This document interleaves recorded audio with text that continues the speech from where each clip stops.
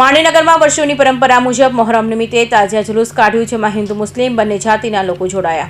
માંડવીનગરમાં વર્ષોની પરંપરા મુજબ મોહરમ નિમિત્તે તાજિયા જુલુસ કાઢવામાં આવે છે. મક્કા મદીના ખાતે કરબલા મેદાનમાં શહીદો વહોરી લેનાર ઇમાન હુસેનની યાદમાં ઉજવવામાં આવે છે, જેમાં માર્કેટ ફળિયા ખાતે બાવાગઢનો ટેકરો તથા ગાંધી ફળિયા નવીનગરી ખાતે આકર્ષણ તાજિયા બનાવી મૂકવામાં આવે છે.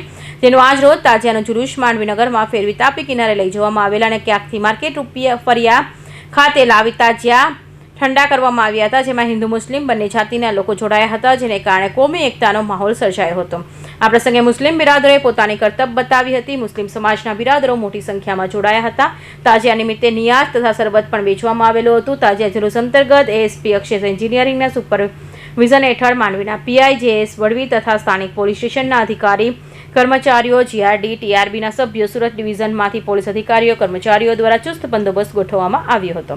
સમીર બાવા, સુરત જિલ્લાના માંડવી ખાતે ઇમામે હુસેનની યાદમાં તાજિયા કાઢવામાં આવ્યા હતા. એમાં સર્વ હિન્દુ મુસ્લિમ ભાઈઓ દ્વારા નિયાઝ અને શરબતનો પ્રોગ્રામ કરવામાં આવ્યો હતો અને એક માંડવી એટલે કોમી એકતાનું પ્રતીક.